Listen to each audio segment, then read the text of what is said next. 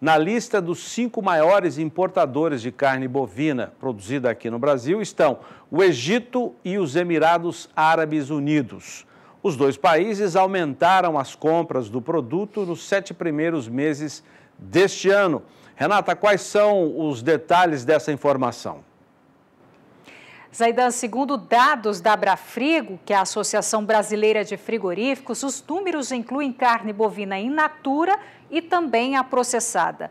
O Egito foi o segundo maior importador de carne bovina brasileira, com 100.900 toneladas, aumento de 17,5% se comparado ao semestre anterior.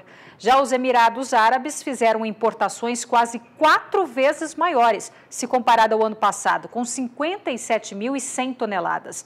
O maior comprador desde o início do ano foi a China, com 377.900 toneladas. Seguida, então, pelo Egito e depois o Chile, com 62.800 toneladas.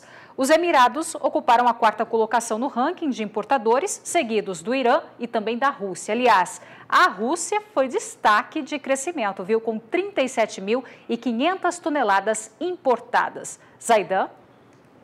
A Rússia, que já foi o maior importador, estava fora do mercado e acabou voltando, não é, João Pedro? É um bom retorno, né? Com certeza. A Rússia... A pecuária comemora isso. Agora, uma questão que é importante quando a gente olha esse gráfico, dos 5 países, 3 dependem basicamente de petróleo. Ou seja, se o preço do petróleo cai no mercado internacional, há dificuldade do Egito, há dificuldade nos próprios Emirados Árabes Unidos, um pouco menos, e há dificuldade na Rússia. A Rússia depende basicamente da exportação de complexo de petróleo, ou gás natural, petróleo, ou seja, depende disso. Nesse momento, os preços estão razoáveis, eles estão importando bem. A Rússia ficou muito tempo fora ficamos quase 2 anos fora do mercado brasileiro, né? E isso atrapalhou muito a suinocultura, porque se na carne bovina tinha uma participação expressiva, na suinocultura era 35% da carne ia para os russos. Só que os russos fizeram nesse trabalho um trabalho muito grande de aumento da produção interna. Então eles vão continuar importando, porém um pouco menor de carne suína. Carne bovina, dificilmente eles vão ter condição de aumentar de forma expressiva. Agora, o que é importante é, como falou o Leandro no comentário anterior, muito bom o comentário dele, a respeito do seguinte: a China, ela precisa de mais carne. Então, para fechar aquele buraco das 15 milhões de toneladas de carne suína que possivelmente não serão produzidas, em função do abate de matrizes e de animais jovens para controle da peste suína africana, Então, o que vai acontecer? Nós temos aqueles 30 frigoríficos, podendo até ser maior o número. O número previsto seria 30. Dos 30, 19 são para carne bovina. Ou seja, nós compararmos com 16 que estão operando hoje, nós temos mais que dobrar a capacidade dos frigoríficos. Agora, era importante que esses frigoríficos, caso fosse habilitado, ou mesmo se eles têm grande chance de ser habilitados, eles organizassem a cadeia de fornecedores deles. Porque de uma hora para outra, eles vão precisar de muito boi com menos de 30 meses, muita novilha com menos de 30 meses. Que é uma exigência do boi China. Do boi China, que é o acordo sanitário que o Brasil tem com a China. Então, e não pode pisar na bola. Pisar na bola com os chineses seria um absurdo, seria um gol contra, e muito feio para o Brasil. Então, nós temos que entender. Então, eles teriam que já organizar uma cadeia de fornecedores. E é possível hoje, não tem problema.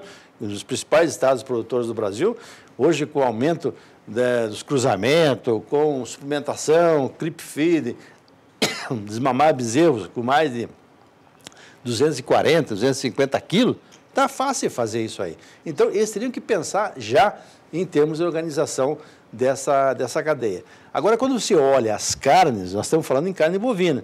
Agora, você olha o frango também se beneficiou muito com isso, né? Então, nós devemos exportar esse ano quase 4 milhões de toneladas de carne de frango, o que é um número bastante expressivo. E também, destino principal, novamente a China. Desculpe, a gripe está me judiando hoje. Então, a China novamente passa a ser um papel importante. E, por último, a carne suína. A carne suína, nós começamos bem o primeiro semestre, agora esse mês, agora um pouquinho, no início do mês talvez, mas voltando 2 players importantes. A Rússia comprando, novamente comprando, e também os chineses precisando para suprir a deficiência deles. O Brasil tem chances muito grandes, porque esse problema da China não é um problema para resolver em 4, 5 meses, é um problema que vai durar 3, 4, 5 anos.